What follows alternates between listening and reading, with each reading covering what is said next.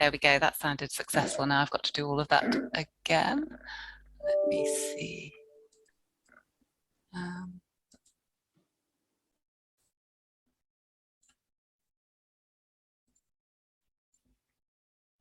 And do you now see my screen again? Is that working? No, unfortunately, it's just small in the top corner at the moment. It's not the full screen share. Okay, let's try again. It's fine for me. Ah, is it fine for other people as well? Fine for me.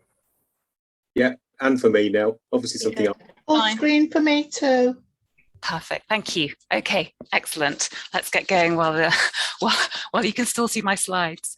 Hello everyone, and thanks very much for the invitation to speak. It's really great to be with you, albeit virtually. I would rather be in Shropshire, but it's a second best.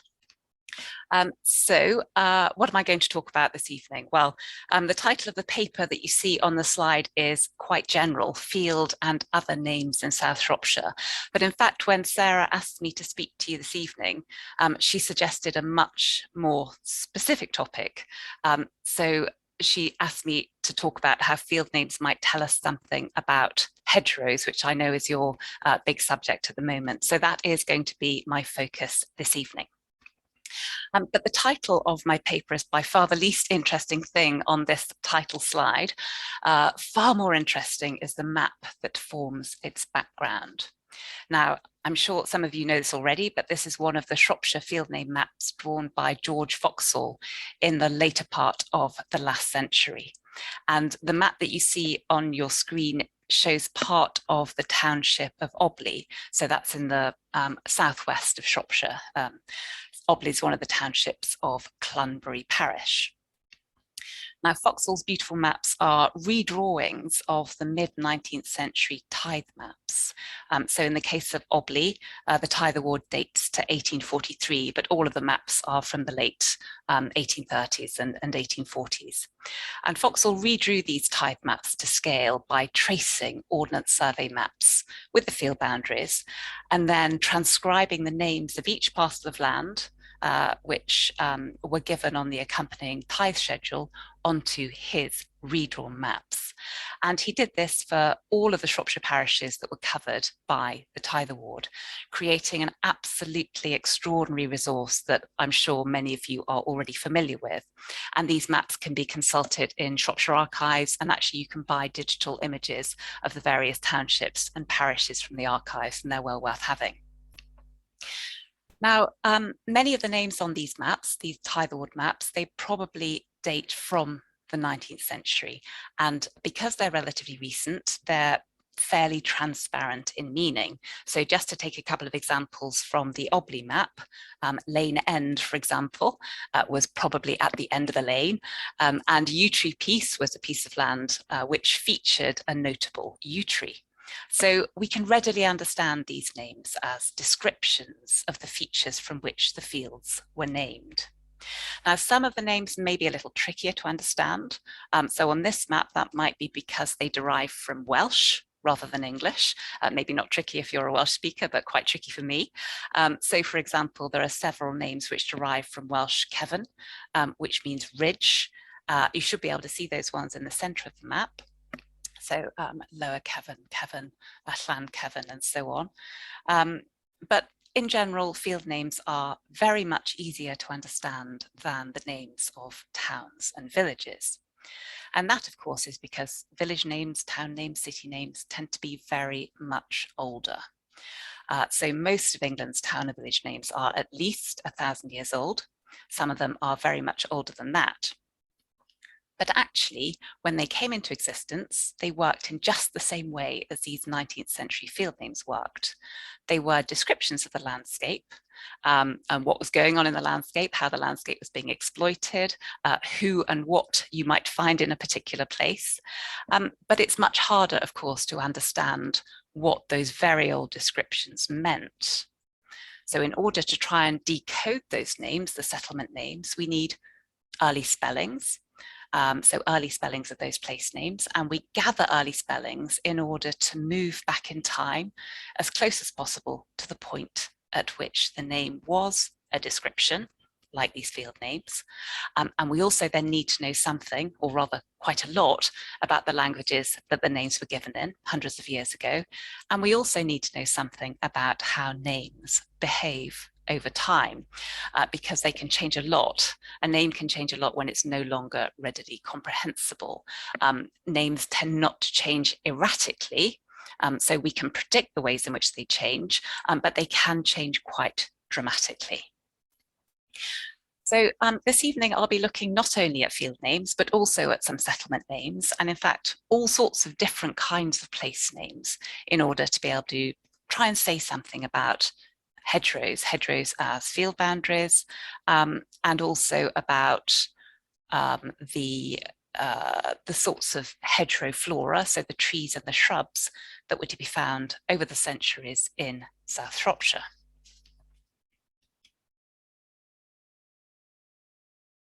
Has my slide moved on? Has that worked? Yes. Perfectly. Thank you, good. That's the last time I'll ask that. I know it works now. Okay, so this slide gives you an idea of what I'm going to cover this evening. I'm going to talk about place names and field names that make direct references to hedgerows by using words for hedges. I'm also going to talk a little bit about words for enclosure, which are often related to the hedge word, because they were often enclosed by hedges.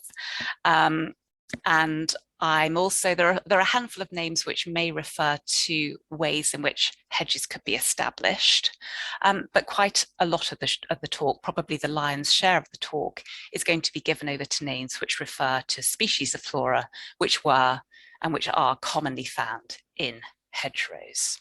Okay, so that's the general shape of this evening's talk. So I should talk a little bit about where my material is from. So my title had the very general South Shropshire, but actually the names that I'm going to be talking about are all from the 3 most recently published volumes of the English Place Name Society's County Survey of Shropshire. So these are parts 7, 8 and 9 of the EPNS County Survey. So I'll just tell you which bits of the county are in these volumes.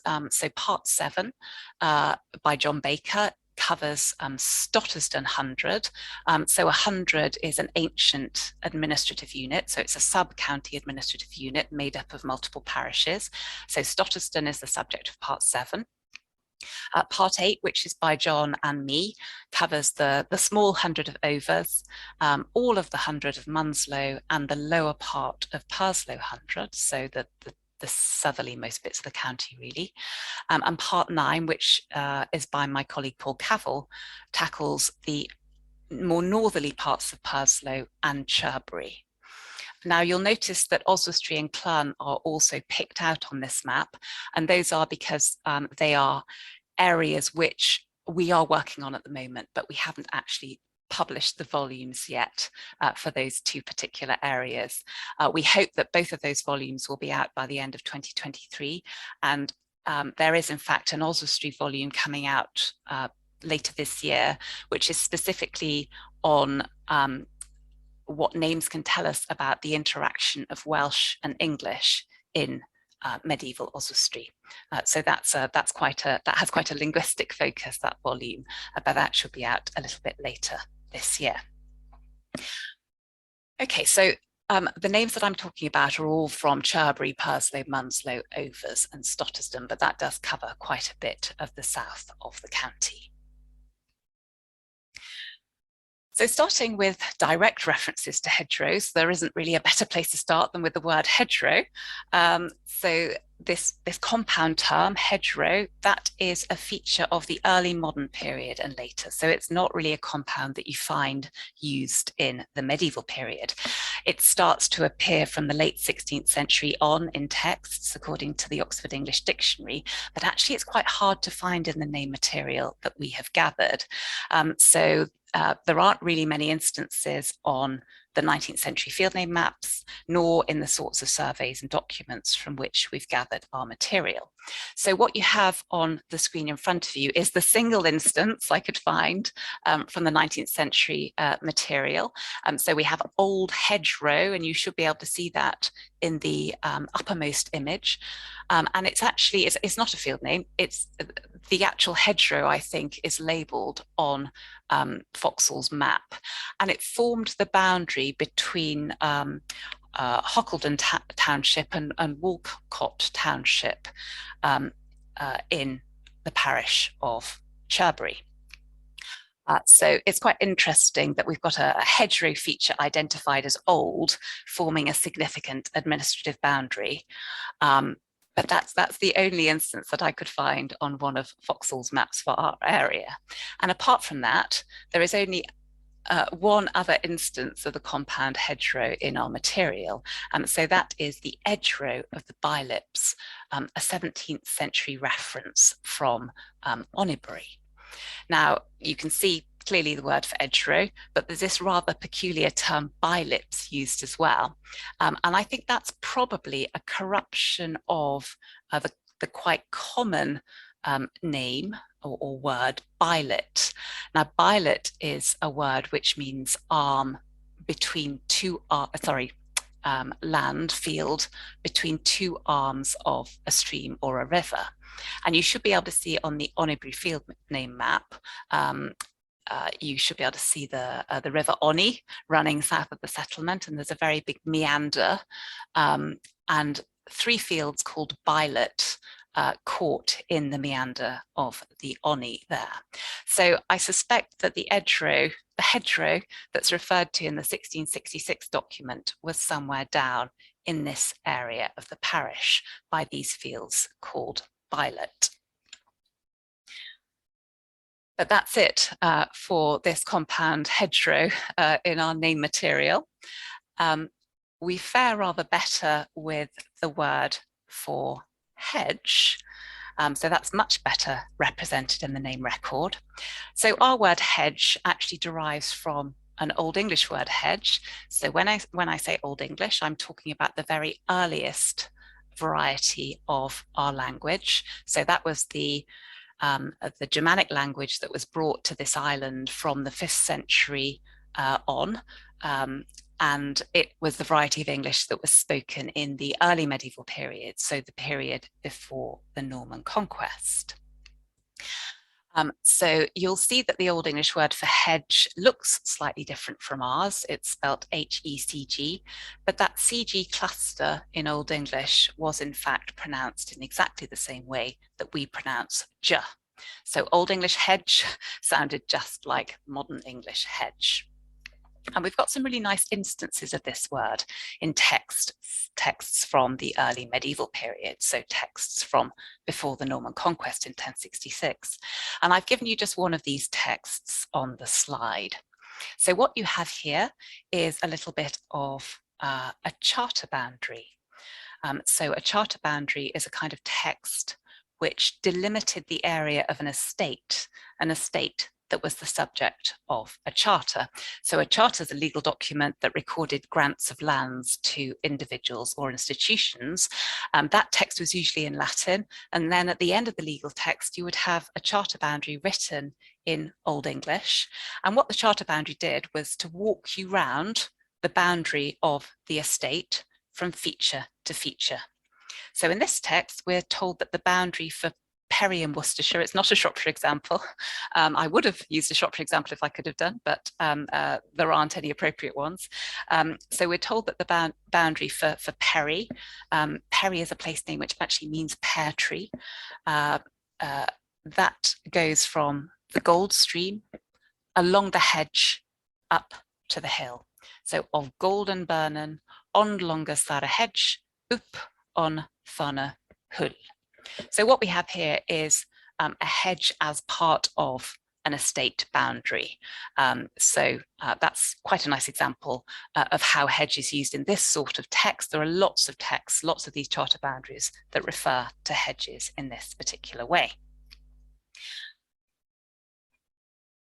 And we have lots of examples of the word hedge featuring in field names recorded in the 19th century tithe material.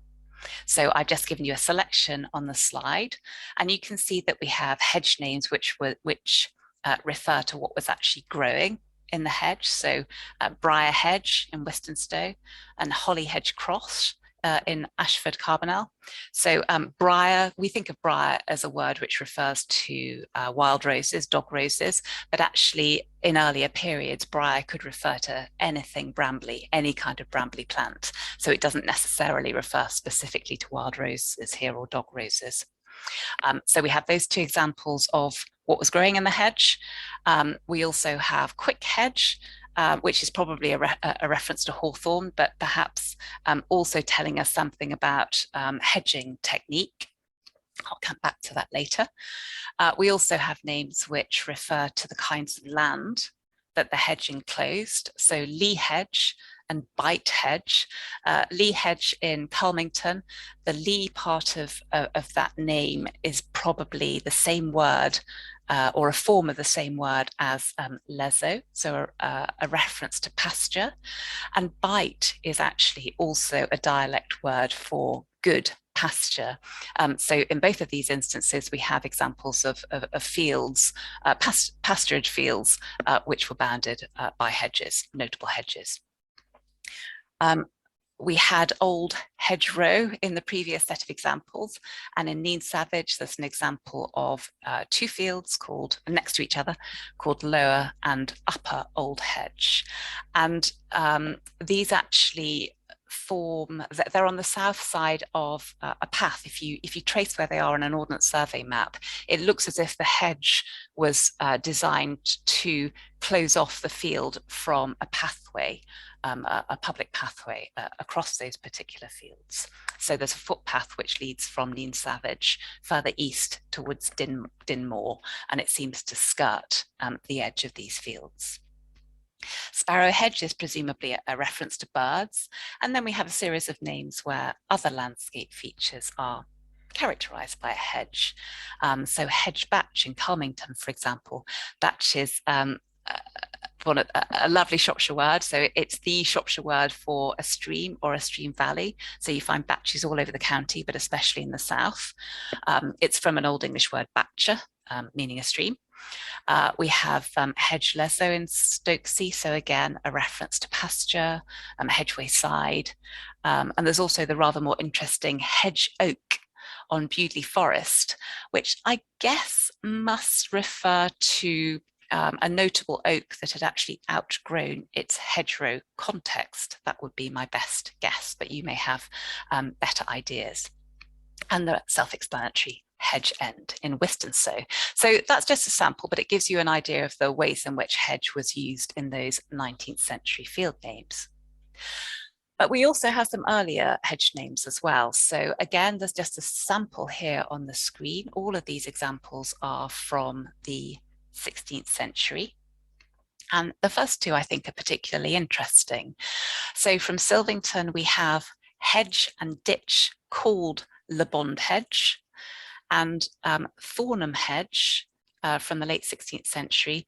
That seems earlier to have been described as Thornham ditch. So we've got two examples here where we seem to have what must have been some kind of boundary, perhaps first marked by a ditch, and then perhaps with the diggings from the ditch, an embankment might have formed the base of a later hedgerow. That would be, again, my interpretation of what was going on with those hedge and ditch names, but I'm certainly not a hedgerow expert, so you may have comments on how those names might work. The third example might be something similar, actually. So pear sitch hedge. Pear sitch, the first bit is the word pear. Sitch is a word for a very minor stream, a streamlet, and it sometimes does also refer to a dug feature. So again, we have this coincidence of some kind of ditch or perhaps small stream with a hedge in this early material. The name's a little bit further down the screen. We've got another hedge edging a pathway. So greenway, that's exactly what it sounds like, a path, not a paved path, a path across fields. So greenway hedge in Highley near Bridge North. Shelf hedge in Cleobury Mortimer. Well, shelf was used in place names to refer to notably level pieces of land, particularly in hilly contexts. So it seems as if that would have been the feature referred to in shelf hedge, a notably level piece of land. We've got the Lythe hedge between Lythe Field and Linley's Field in Moor. And I think Lythe and Linley are two settlements in Moor, so presumably this is some kind of boundary between the two. The word Lythe is from the Old English word llydd, which refers to a concave hillside, so a very precise descriptive landscape term in that particular name. And then we have the ridge hedge in Ridge and cribbin hedge in Moor. I'm not sure what cribbin means. So again, if anybody has any ideas about where that word might come from, I'd be interested to hear them. Hedge was not the only word in Old English for a hedge. There was also this word hege, spelt H-E-G-E, which could refer to a hedge or an enclosure. All of these words are actually related. They're very, very similar, and that is because they stem from the same root. And again, we have this Old English word used in similar ways in similar kinds of texts. So I've given you another example from a charter boundary. So this is the charter boundary for the estate of Seckley, again in Worcestershire. And you can see that the boundary proceeds on Fonna Eildon Hege, on Lang Hayes off Fonna Eildon Way, to the old hedge, along the hedge, to the old way. So these linear features are used as boundaries for the Seckley estate. Now, the problem with this Old English word hege is that it is very difficult to distinguish from other similar sounding words like hay, fodder, or other words for enclosure. So it's quite difficult to pin down in place names. But we can be confident that we're dealing with this word denoting a hedge when we find it in particular compounds which have a long history. So there are two Old English compounds, hegestow and hegestal, both meaning place with a hedge or an enclosure.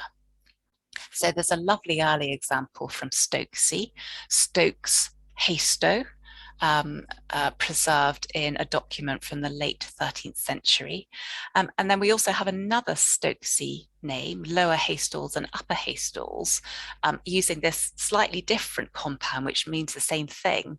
But I do rather wonder whether the 13th century name is actually just an early version of what later became Lower Haystalls or and Upper Haystalls on the 19th century tithe, in the 19th century tithe material.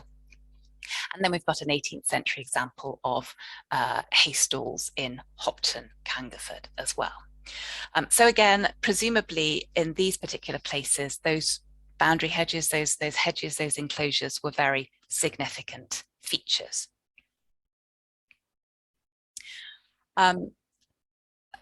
Because enclosures, medieval enclosures, early enclosures must often have done their enclosing with hedges, they are names of interest in this context as well, I think. So we have the Old English word yehay, which tends to become hay in modern place name forms. And we have examples of that enclosure word in the surviving hay house in Alverley. So I've given you a little snippet from one of the 19th century Ordnance Survey maps there. And you can see that that's attested early. So in the 14th century, there are references to at a hay, at the enclosure, and hay. And then we've got a field name in Astley Abbots, the Hays, which seems to have been attested also very early in the 13th century as La Hay, the enclosure. Then we've got a couple of names that don't survive into that 19th century or later material. So the Old Hay in Billingsley, attested in 1333, and in Bridge North, Goldsmith's Hays. So Goldsmith there would either be a surname derived from the occupational term goldsmith, or the occupational term itself referring to somebody who was a goldsmith. And then we have the other enclosure word, again related. All of these words are related. Old English haga, which tends to come out in later place names as haw. So in Wentnor we have Boscombe de Hawley, the wood of Hawley. So haga is the first part of that name. The second name is the Old English word leach, which is a word for open woodland. So that tallies nicely with the Boscombe de Hawley, the wood in Latin of Hawley. It's probably also the first element of Orfield, a name which occurs in Diddlebury and in Burford, and it's sitting behind the Hawes in Quat, near Bridgnorth. So all of those words are related. They all refer to hedges or enclosures, and they're all of interest, I think, in this particular context. There's this rather later term, roundabout. Now, roundabout, a field called a roundabout could be all sorts of different things. It could be anything really which is surrounded by some kind of circular feature. But there's evidence for the use of the word roundabout to mean boundary hedge of a coppice. So some of the many instances of roundabout names in the Shropshire field name material, both 19th century and earlier, some of these may possibly refer to coppice boundary hedges as well. And they're just quite fun names, I think. So I think the roundabout that I've given you, the snippet from the Foxhall map, that's the example in Chelmarsh. So from hedges to gaps in hedges, there's this dialect word glat, which refers to a gap in a hedge. And there are several instances of glat in the South Shropshire material and elsewhere in Shropshire as well. So sometimes they're quite interestingly situated. So Main Glat, as you can see from the map, that's actually on the very edge of the township of Great Sutton in the parish of Diddlebury. So presumably, again, that's a gap in something that formed the boundary of that township. Meadow Glat, well, it may be of interest that a footpath runs through that particular field. So again, it may be something to do with access. It's expressing access through some kind of boundary hedge there. And then we've got examples of broad glat, dirty glat, and an earlier example, even glat, from 1733 in Cawley. And I just wanted to show you dirty glat in a little bit more detail. So this is dirty glat in Chelmarsh. Look at its onomastic context, look at the names that are surrounding it. It's right next to bite hedge. So we have a field which is using the hedge word right next to a field whose name suggests a gap in a hedge. So that's working quite nicely. Those two names are working quite nicely in context there. And I do like the way that I think Foxhall has drawn some trees in the field of dirty glat there, and there are some more trees up here actually. So I'm not quite sure where that detail comes from. And I did in fact have a look on Google Earth to try and figure out what was going on with these hedgy terms, whether there's any evidence of them surviving now.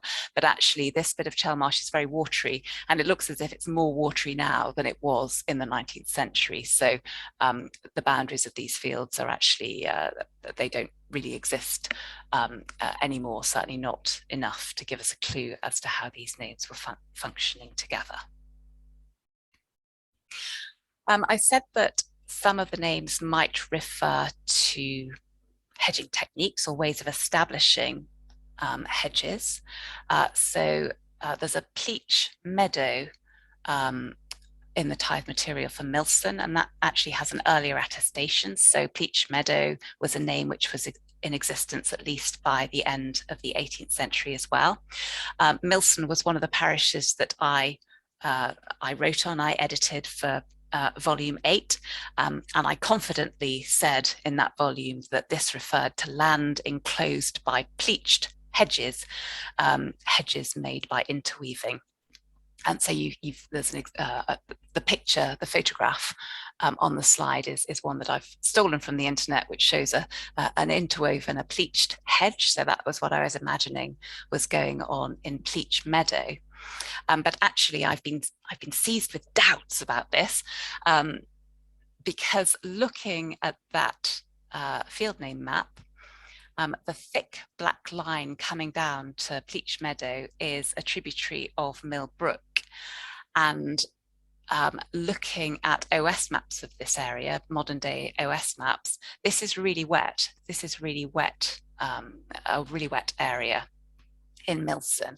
And I do wonder whether that pleach is actually a corrupted form of plash, which refers to wet land. So I'm no longer confident actually that this name refers to pleaching. I just wonder whether it might in fact refer to the fact that this meadow is extremely wet. And you can see that there's hollow meadow next door as well. So I imagine that this is land which is waterlogged on a fairly regular basis. But it's possible that it refers to pleaching. And we certainly do have field names elsewhere that use pleach in this sense. I referred to quick hedge in Stotterston earlier.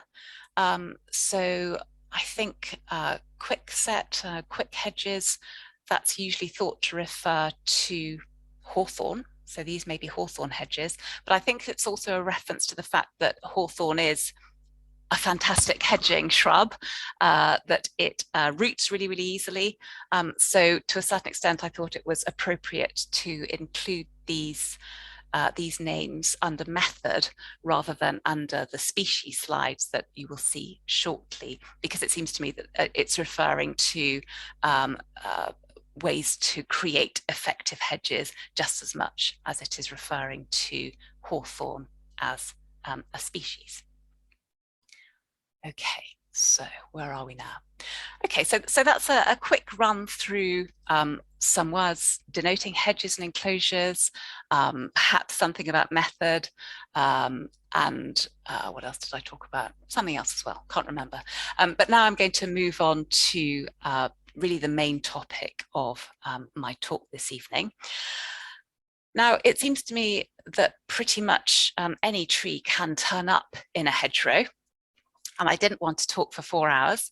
So I thought I would try to select some kind of archetypal hedgerow species. And again, I should stress that hedgerows are a fascinating topic, but not really my area of expertise. So I may have selected species which shouldn't be there or could be better replaced by others. But these were the ones that I chose to focus on. So you can see modern English terms and their medieval equivalents in this list. And in some cases, you can see that there is very close equivalence between the Old English term and the modern English term. So Old English elm has given us modern English elm, and Old English hazel has given us modern English hazel, Old English maple has given us Old English maple, and so on. So most of these terms have been in English forever. Okay, they haven't been borrowed from other languages. Most of them were brought over by Germanic speakers when they brought what was to become English over to Britain in the early medieval period.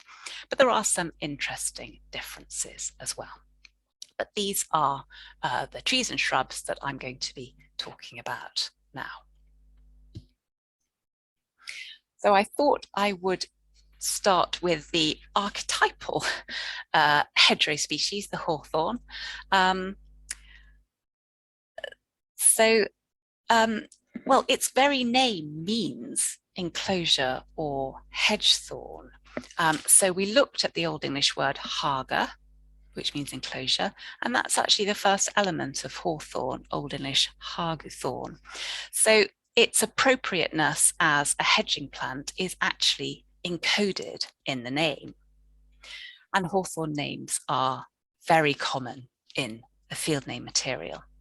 So I've given you a very small selection of 19th century field names at the top of the slide. So Hawthorne Peace, Hawthorne Lezo, Hawthorne Meadow, and so on. It's difficult to know whether the hawthorns referred to in these names were individual trees, notable trees, or perhaps the main element of the hedges that bounded the fields. It's not really possible to know precisely what they signified. I think the name holly hawthorn is particularly interesting. So I don't know whether that might be a hawthorn which is notable in a hedge predominantly made of holly, or perhaps the other way around. But that certainly was a hawthorn name which stuck out. The hawthorn tree names, the ones in the middle, Hawthorne Tree Lezo and Hawthorne Tree Peace, those are field names in Lyddham and in Quatford. Those are much more likely to refer to notable single specimens, of course, an individual hawthorn tree. And I've also included a few instances of earlier attested hawthorn names towards the bottom. So Hawthorne Lezo in Wheathill, there's another Hawthorne Lezo in Acton Round as well. And the name at the very bottom of the screen is quite interesting, actually. So this is a 19th century field name from Astley Abbots, Heckthorn. That looks as if it preserves an alternative form of Old English Hagethorn. So there is a hackthorn as well. There's a word used in Old English, hackthorn, meaning hawthorn. It means the same thing, but it does look as if that's what we've got in that Astley Abbots field name there. So that's quite a nice example of an alternative form of hawthorn that we no longer have in the language, but which has survived into the 19th century. But of course, hawthorn is also referred to as May. May, the month name, transferred from the month because of hawthorn's blossoming in early May, although these days it probably blossoms rather earlier than that. It's not easy to know when a May place name refers to hawthorn, because sometimes it's likely that the reference is actually to perhaps festivities, May celebrations, so as in the maypole. So the first two May names on this slide, Mayhouse Farm and May Hill, actually May Hill, that's two names, there's one in Burford and one in Llangymford. They may not refer to hawthorn, they may simply refer to sites where May celebrations took place. But the third name, May Shaw, the Chetton field name, I think that almost certainly does refer to hawthorn, because shaw, the second part of that name, is from the Old English word shaga, which refers to a small wood or a copse. So where you have May compounding with something like shaw, the shaga word, then I would imagine it is very likely to be a reference to hawthorn.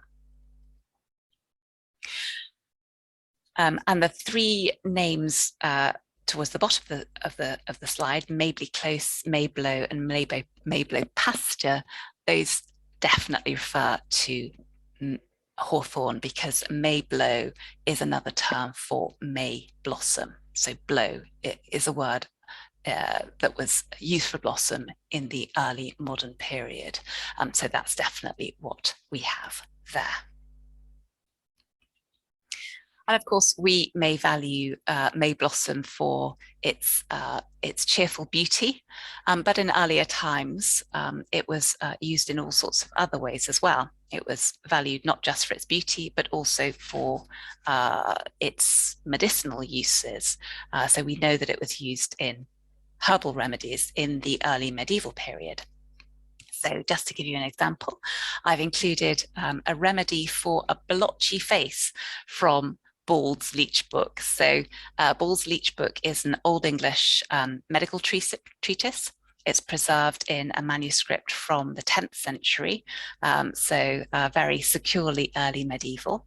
And you'll see that for a blotchy face, it recommends boiling hawthorn blossom in sheep's grease with 2 other plants, stonecrop and woodruff, and then mixing them with gum and butter before applying.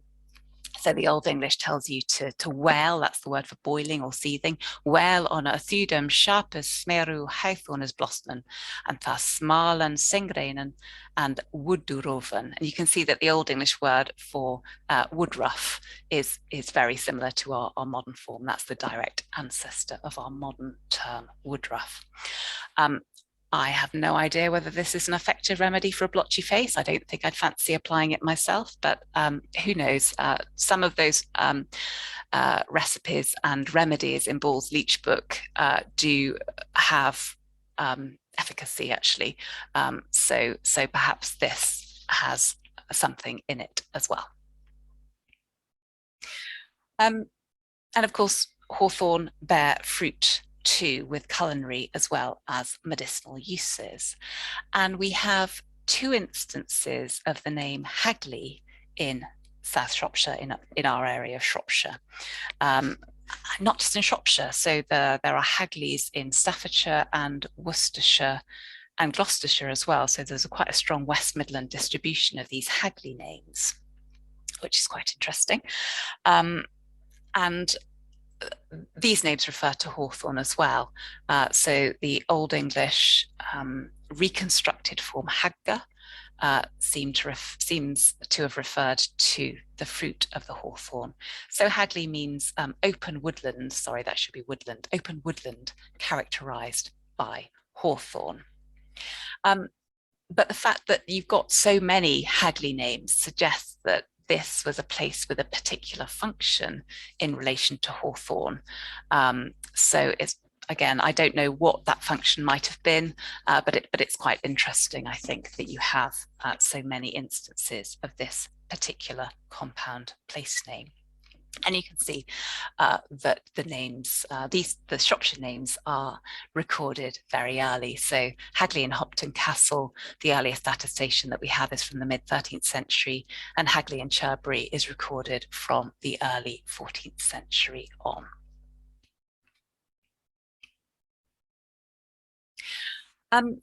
And we have other kinds of thorn names as well, which may also refer to hawthorn, or they may refer to blackthorn, or perhaps any kind of prickly plant, any kind of thorny plant. But some of these names are very early.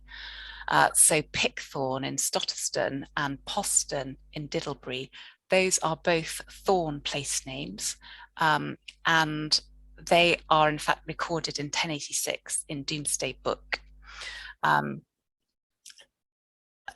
It's quite interesting that you get lots of 100 meeting places which have thorn in the place name. So significant thorn trees seem to have been places where people might have gathered. So another interesting fact that is not entirely easy to explain. But these thorn names, they all seem perhaps to indicate significant individual thorn trees. Pickthorn, Poston, Roundthorn. Again, Roundthorn's actually recurrent. So we've got one in Bridge North, we've got one in Italy, but we find them elsewhere in England as well. There's a thorny knoll, so a thorny hillock or hilltop in Ratchop. And then we have examples of pollarded thorns. So copthorn names refer to pollarded trees, copped thorns. So we've got a couple of field names, one from Chetham, one from Moreville, which seem to refer again to perhaps individual specimens of pollarded thorn trees. And finally, we've got a Welsh name as well. So I don't know if I'm going to attempt to say this. This is a field name from Bishop's Castle, and the specific element, the describing part of that name means thorny. So it's Welsh Draeniog or something like that. I don't know what the other part of the name means. That's obscure, but the name does seem to refer to something that was thorny in Bishop's Castle and in Welsh.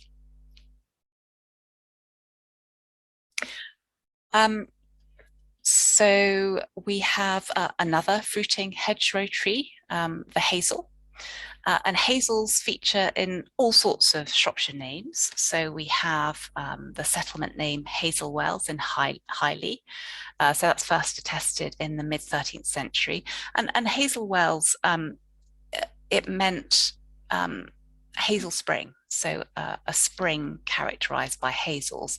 So it's Old English wella, which is where we get our word well from, but it didn't necessarily mean a well in the early medieval period. It referred to a spring or some kind of water source in that sense more often. And you can perhaps notice that the two of the 13th century spellings of this name say Hazel Wall rather than Hazel Well. And that's actually the specifically West Midland form of Old English Wella, which was Old English Walla. The standard form well has triumphed in the modern form of the name, but actually those medieval spellings preserve the dialect form Walla, Old English Walla, which is commonly found in Shropshire and the West Midlands more generally. We've also got Hazley Grange in Doddington. So Hazley is a hazel open woodland. So it's that leach word again, which refers to something other than dense woodland, so a wooded area, but not dense woodland. And you'll see that wood was added to Hazley in the 16th century when the meaning of leach was no longer understood. And then we have some nice field names, Hazels in Honeybury, the Hassels in Bedston, Hazel's Rough in Bishop's Castle, and another Hazelwell. So Hazelwell Meadow in Wistonstow. And again, this is actually, it's a field name, a 19th century field name, but it is preserving a much earlier name. So Hazelwell, recorded in 1301, is an early form of Hazelwell Meadow. And note again that you've got the West Midlands form of Walla in the early form of that name. And again, the standard form well has won out in the 19th century form. And then there are some lost early names, which are rather nice at the bottom. So we have Hazelover in Chetton. So an over is a kind of ridge. So it's a ridge with a convex shoulder. So a ridge where hazels grew. And then we've got Hazelacre in Ashford Carbonell. So acre refers to cultivated land.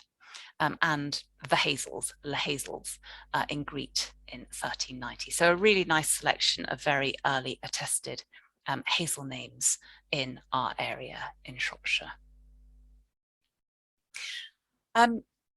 We also have this term, banner knot tray. Okay, so that's Middle English. So that appears in the language in the, I think it's in the really quite late in the Middle English period in the 15th century. And we have quite a few banner knot names in Shropshire and in the West Midlands generally. Now, this came to refer to walnuts, but it may also have referred to hazelnuts in early texts and in earlier place names. So again, this is possibly a reference to hazels in these field names listed on the right-hand side. The earliest of which dates from 1659. So I think it appears in the Oxford English Dictionary in the, I don't know, mid 16th century, something like that. So in the 1500s, and we start finding it in Shropshire field names in the mid 17th century. So a reference to some kind of nut, possibly hazelnut, possibly walnut in these names here. So I said you find these names in the West. That's where you find them. You don't find them really in the east of England. So you find them in Cheshire, in Shropshire, Herefordshire, and down into the West Country. So they have a very marked westerly distribution. Crabapples, well, crabapples are absolutely everywhere in South Shropshire field names. They are completely ubiquitous. There are more crabapple names than I think any other tree species name in the field name material. And they're not called crab apples, they're called crab trees. And you can see I've given you a small selection of 19th century field names here. So crabtree is compounding with all of the usual field name suspects. So we have Crabtree Peace, Crabtree Bank, Crabtree Meadow, Crabtree Lezo, but also words that imply land under plough, like Crabtree Acre and Crabtree Furlong. And I assume that Crabtree Orchard in Burford might possibly imply crabtree cultivation there. And then towards the bottom of the screen, we see crabtree compounding or being found in combination with other tree species. So Crabtree Withybatch, which is a 19th century field name, but one that's attested in the early 18th century as well. So withy is one of the willow words. So Crabtree Willow Stream or Stream Valley. And then there's this rather peculiar couple of names right at the bottom, field names from Cleobury Mortimer. Holly tree crabtree, pear tree crabtree. I didn't know what to make of those, couldn't make head or tail of them. So I had a bit of a closer look at the context. So here we have a chunk of the Cleobury Mortimer Foxhall map, and all of these names are bundled together. So you see we've got Holly Tree Bank, Crabtree Bank, Holly Tree Field, Pear Tree Wood, Pear Tree Bank, Pear Tree Meadow, and then we've got Holly Tree, Crabtree, and where's the other one? Is the Holly Tree Pear Tree there as well?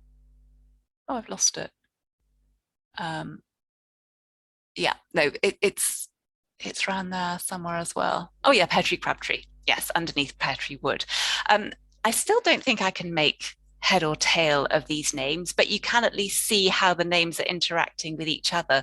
But precisely what they signify, I'm really not sure. And again, you might have some ideas about what's going on in that patch of Cleobury Mortimer. So that's right in the south of the parish, right by, well, it's like the south of the county. That's the River Ree running along the bottom of the parish there. They're very striking names, and they make a kind of sense in context, but I'm not sure how much sense they really do make. We also have earlier instances of crabtree names from the late 16th century on. And linguistically, it's actually quite interesting because the word crab, meaning crabapple or crabapple tree, wild apple, it suddenly appears in English in late Middle English. So the first record in the Oxford English Dictionary is from about 1450, and nobody really knows where it comes from.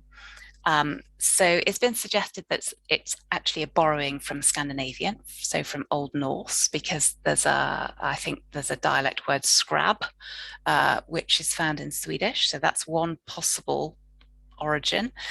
But it's also been suggested that it's related to the adjective crabbed, meaning knotted and gnarled or disagreeable. So perhaps a reference to crab apples, wild apples being sour, something like that. And before crab entered the language in the 15th century, I think crab apples, wild apples would simply have been referred to as apples. So apple tree, apple, or apple door in medieval English. Compared to crab apples, references to maples are few and far between in South Shropshire, or in fact in anywhere in Shropshire, but we do have a few of them. So maple is an Old English word, and elsewhere in England, it features in some really early names attested in the early medieval period, but not in our area. So in our area, we have only one early attested name, Maple Wall, in Whistonstow. So it's another example of the spring term, the West Midlands spring term walla, Old English wella. And you can see that Maple Wall is first attested in the late 16th century, but it's actually one of a cluster of maple names in this part of Whistonstow. So presumably there was a very striking maple or collection, clutch of maple trees in this part of the parish. So a maple or maples that made a big impression. And then I've given you a few instances of 19th century field names and an 18th century attestation from Acton Round. Old English marple wasn't the only word for a maple in Old English. There's also another word, Old English llyn. Now, this is one of those words that's quite difficult to identify in names because there are lots of similar sounding words in Old English. So there's lin, for example, which is a word for flax, as in linseed. So Old English lin, very similar to Old English llyn. There's also Old English lind, which means lime tree. So trying to disentangle those different words in place names is actually quite a difficult job. But we might have an example of llyn in this early Stotterston name, the hollow llyn, the hollow maple, perhaps. It might also be the hollow willow, actually, because wellin is another medieval word for a willow. So it might be a hollow willow, it might be a hollow maple, but I do find this name slightly puzzling. Hollow oak is recurrent, so there are lots of hollow oak names around the place, and I find it very difficult to and very easy to imagine the kind of feature referred to as hollow oak. So one of those cavernous trunks that you find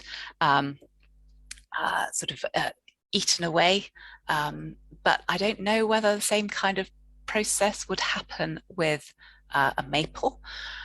What would a hollow maple actually look like? So again, that's a question for the audience, but that's certainly what it looks to be, this hollow llyn name, either a hollow maple or perhaps a hollow willow. So there are two Old English words, two medieval words for maple, and there are also two medieval words for elder. So the first, Old English ellern, that's actually where we get our word elder from. But you'll notice that the Old English word ellern looks quite different from our word elder. And the main difference is that there isn't a D in Old English ellern. And the D simply appears in the later medieval period. So in the mid-15th century, we start getting spellings of ellern with a D in them. And it's actually a sound change that happens in other words as well. So the tree name alder in Old English, that's alor. There is no D in alder in Old English. And again, the D appears in the later medieval period. So it's a sound change that is happening in other words as well. So we have a couple of standard modern elder forms, field names from Wentnor and an early field name from Westonstow.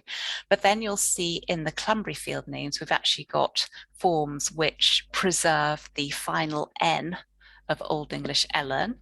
So Eldern and Eldern Meadow, they've gained the D, but they haven't yet lost the N. And then in the earlier names from the 14th century on, you'll see that we have D-less forms. So forms that actually preserve the Old English form of the word rather better. So Ella furlong from the early 14th century, Ellern stob. So that means elder stub or elder stump. And that, strangely, that's a recurrent name. We find that elsewhere in other counties as well. So Ellern stub in Ashford Carbonell, Ellern in Bromfield, Ellery less so.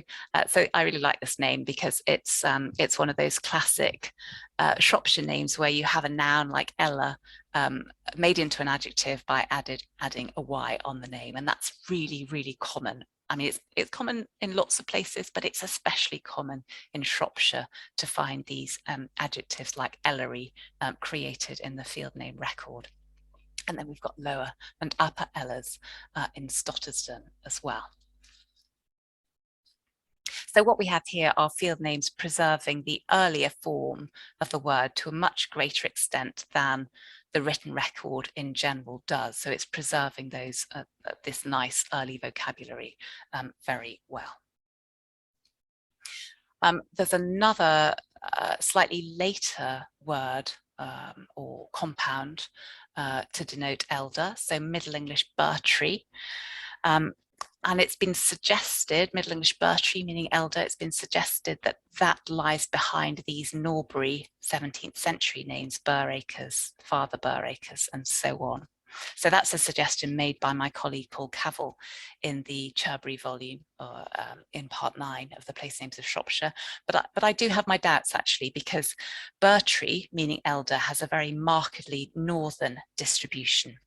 So you find it in names from Yorkshire and the historical counties of Westmoreland and Cumberland, and in County Durham, but not much further south than that. So I couldn't find any examples in Cheshire, for example. So I rather doubt that Bertree lies behind these names. But anyway, it does appear in place names elsewhere to denote elders. And my final tree is elm. So elm isn't common in Shropshire place names, at least not in relatively early ones, neither in the south nor elsewhere in the county actually. But we do have a few, nothing earlier than the 17th century on the left-hand side of the screen. But we do have some earlier names which contain Old English witcher. So Old English witcher gives us the witch bit in wych elm. Whether Old English witcher referred specifically to wych elm or not is a slightly different question. That kind of precise categorization maybe didn't happen in the early medieval period. So Old English witcher might have referred to all sorts of different kinds of elm tree. But the word appears in 19th century field names. So we have Witchfield in Canham, and the witches and witch tree leso in Clungunford. But it also occurs in names which have a very long history as well. So Witchcott in Stanton-Lacey is first attested in the early 13th century. A cot is a cottage or a hut, some kind of humble structure.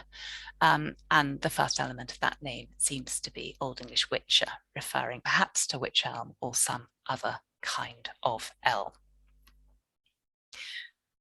So much for trees. Now moving on, sort of finishing with a rather different sort of hedgerow feature. Hedgerows are, of course, full of brambles of various sorts, so blackberries, wild roses, dog roses.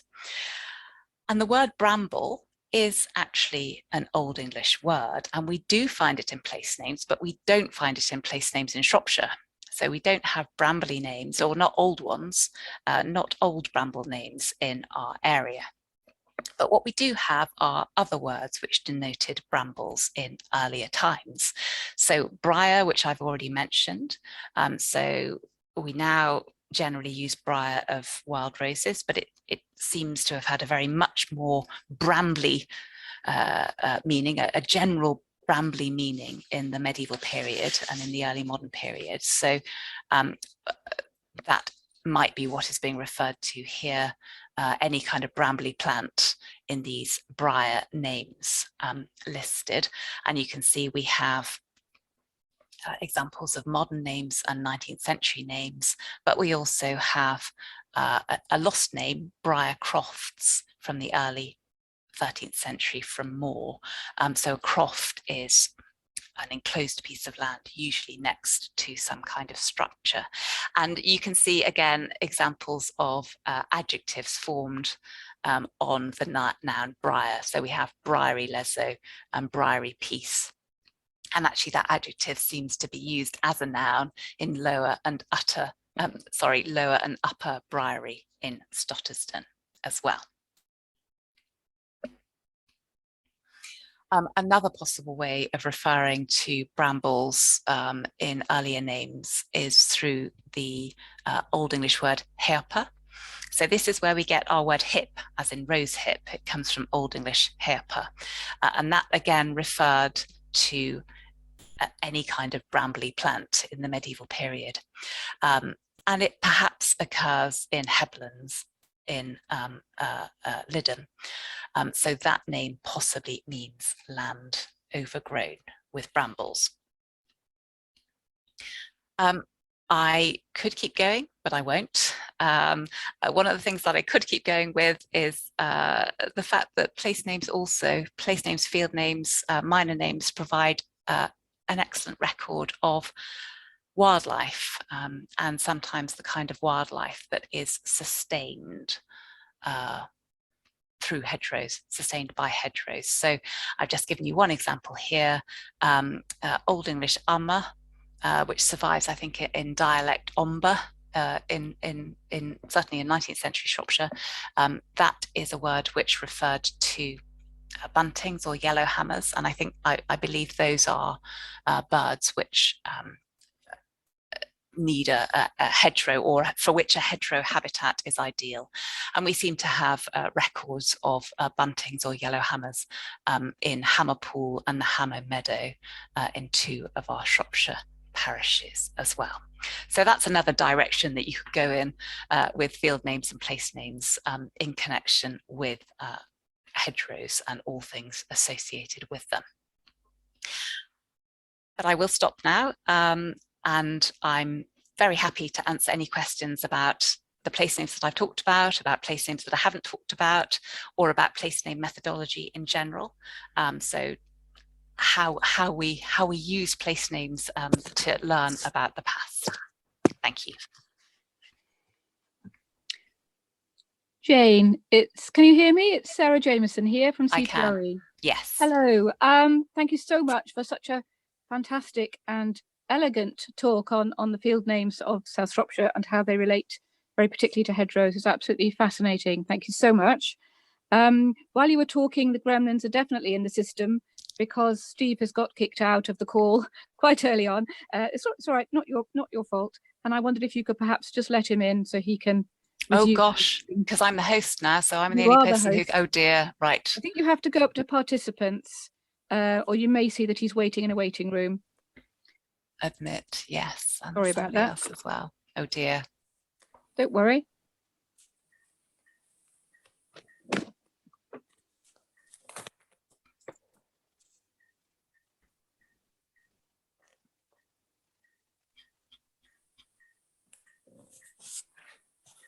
And if everyone else wants to put their questions into the chat, we can pick those up and ask Jane very shortly. Yes, so I'm looking at some of the chat questions now, actually. So shall I just tackle them? Can you see Steve waiting, or is he not appearing in your? He's in the room now. He's I'm appeared. back. He's there. Well done, Steve. Jane, I missed everything from the second slide on this. You can do a quick recap, could you? Oh, don't worry, you didn't miss anything important. Ah, dear. So there's a question from Patrick asking if placet could be from a French word meaning enclosed by pleached hedges. Yes, it could. So that would be correct. You're right. And there's a question about the volumes of the place names of Shropshire. They sound rather pricey to buy. They are quite pricey. They're also quite big, so you get quite a lot of book for your money. So that's part 8, which comes in at about 550 pages long, something like that. So you can order them direct from the English Place Name Society, and I can put a link in the chat in a little while if you would like. But they're about £40. But if you're a member of the English Place Name Society, you pay an annual subscription, and then you get the volumes as part of your subscription. That's slightly cheaper. But yes, they're big. They're big hardback books, so they are relatively pricey. It's true. Jane, I can't see the chat that was in the chat before I came in. So if there are questions in there, I'm afraid I'll have to rely on you to answer. That's fine. I'm working my way through them. So there was a question, do farmers still use these names today? Well, that is an interesting question. And a few years ago, obviously pre-COVID, I made a trip to speak to a farmer in Wem, so in the north of the county. And he had actually got in touch with us because he was interested in the field names on his own farm, but was also worrying about them falling out of use. And he had come across Foxhall's field name maps, and he did know some of the names on those maps for his fields, but that was partly because the farm had been in his family for 3 generations. So there was continuity from the 19th century, but the farm had been passed over into the hands of a large dairy, and the dairy had assigned each of the fields a number, and that was how the fields were referred to. So you can see how some of these names will disappear and be lost with those kinds of systems, I guess. But I mean, I guess there must be some farmers will know some of those names, I guess. Question around Vatican? No idea. Absolutely none. Where is that name? I don't know it. Chaz Warren, can we unmute you?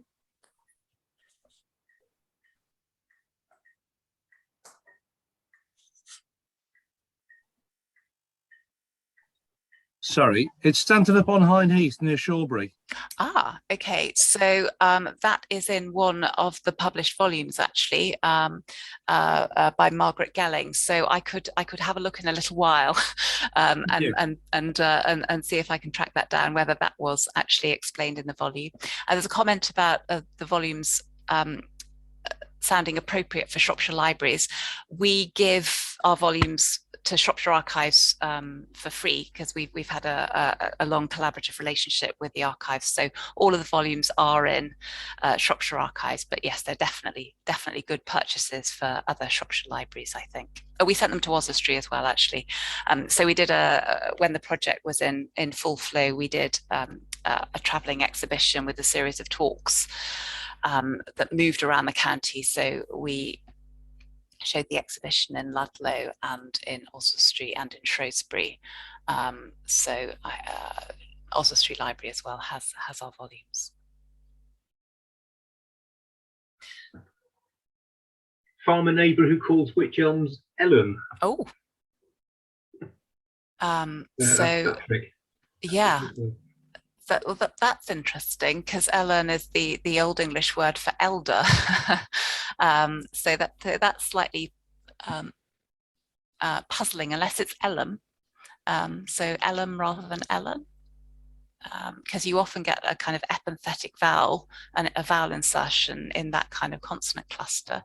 So that wouldn't necessarily be unusual, but I think it would be quite unusual to call wych elms Ellen, because that was historically the term for elder. As Patrick's just pointed out, might be. So I suspect it's one of those when you hear it, you don't always recognise what you're hearing. It's yes. Old language, isn't it? Yes. And there's a question about Shropshire field names differing from those in other counties. Yes and no. So they will be really quite different from counties in, say, East Anglia. I mean, there will be some similarities, but they will share similarities with field names in Staffordshire or in Cheshire or in Herefordshire, and also over the boundary into Wales as well. So there's a kind of continuum. Obviously, language doesn't respect administrative boundaries. So there is no dramatic change at a county boundary, but you get particular kinds of dialect vocabulary which are characteristic of the West Midlands in Shropshire place names that you wouldn't get in counties much further away, or even something like batch for stream. I mean, that's really common in Shropshire.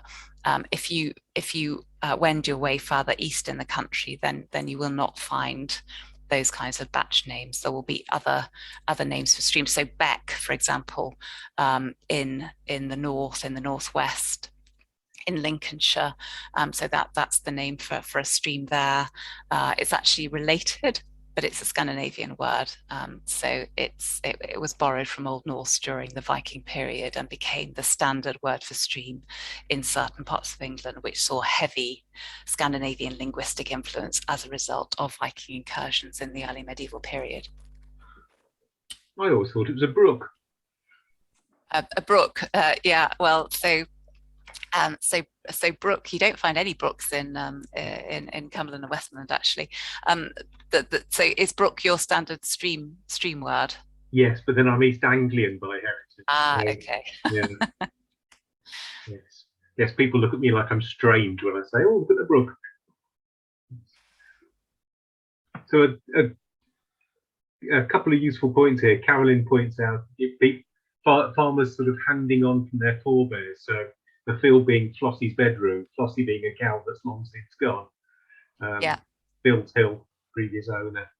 Yeah, absolutely. We the house that I grew up in, my parents lived there for 40 years, and when my elder siblings were small, we had a donkey that lived in a shed in the garden and in the garden, and the donkey was long gone way before I was born, but it was always known as the donkey shed, even though it didn't have a donkey in it when I was there. So that process of commemorating something that is no longer there, that's absolutely characteristic of names. And sometimes there's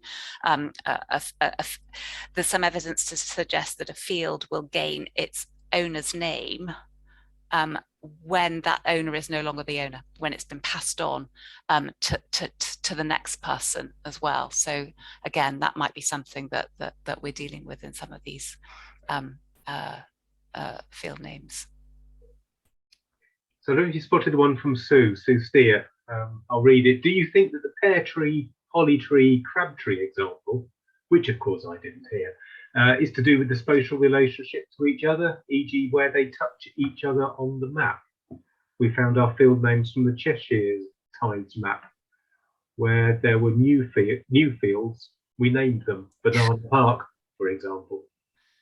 Very good. Yeah, there's a long tradition of shape field names, of course. Well, so they cluster those holly tree, pear tree, crab tree names. So you have, I think that the holly tree names in the northeast of that patch. So what I couldn't figure out was whether there was an underlying name which would have covered several of the fields, and when the area was perhaps subdivided into fields, an original, I don't know, holly tree piece was then divided according to other kinds of flora that were found there. So something like that might be going on. It's difficult to say. It might be that you've got a name which actually referred originally to a larger piece of land, and then when it's subdivided you get these funny kinds of permutations. But I think that clutch of names is really very charming. Oh, an interesting one here from Carroll.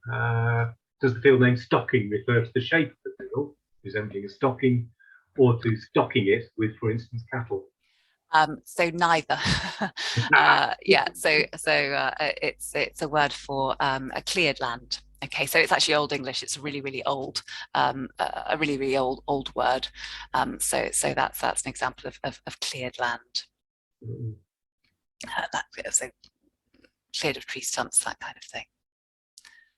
Higher and lower retting spot. Yeah, okay. So is the retting name, is that a Shropshire field name? Because you get lots of retting names in Lincolnshire, I think, actually, as well. It's a corruption of the word to rot. It's the same derivation, and those fields were in Cheshire, and they were on a steep bank with a lot of wet flushes or springs coming out, and the idea was that they laid the fibre onto the wet ground, and it retted or rotted before they extracted the fibre to make linen. And the other one, I typed the other one wrong, was burnt ricks. I put burn ricks. It should have been burnt ricks. So obviously there'd been a spectacular fire in a hay or a straw rick, and that then named the field, which I thought was quite fun. Yeah, well, those names which refer to individual striking moments in history are fantastic, and there are lots of burnt names. So burnt houses, and you get burnt oak, that kind of thing as well, of course. So yes, those are wonderful when they actually capture that moment and preserve it for us in the names. The retting, are you sure it's related to rot? Because there is dialect rate, which is something to do with the working of flax, and I think it might have a different kind of origin. Retting is the phrase used for breaking down flax into fibres. Definitely, yeah. The word retting is always used, and flax was grown extensively, certainly around here and where I am in Oswestry. Yeah. But I don't think it's related to the word to rot. I'm not sure where it comes from, but I don't necessarily think that's where it derives from. So my banner tree lane nearby, is that a burnt tree lane, or is that something different again? So that is Middle English banner knot tree, which may refer to walnuts or possibly hazelnuts. Yeah. So, but again, that's a name which is characteristic of West Midland counties. So you wouldn't find that in a name farther east. Mm.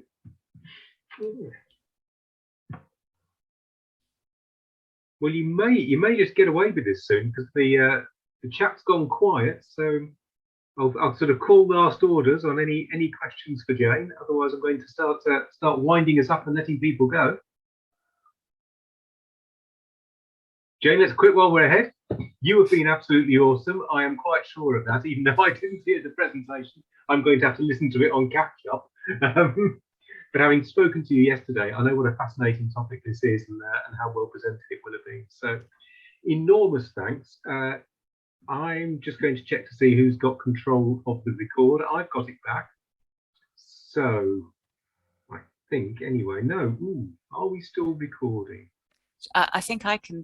Would you like me to press stop? I think yes. If you can press stop, I think you started it, so you have to finish it. Yeah.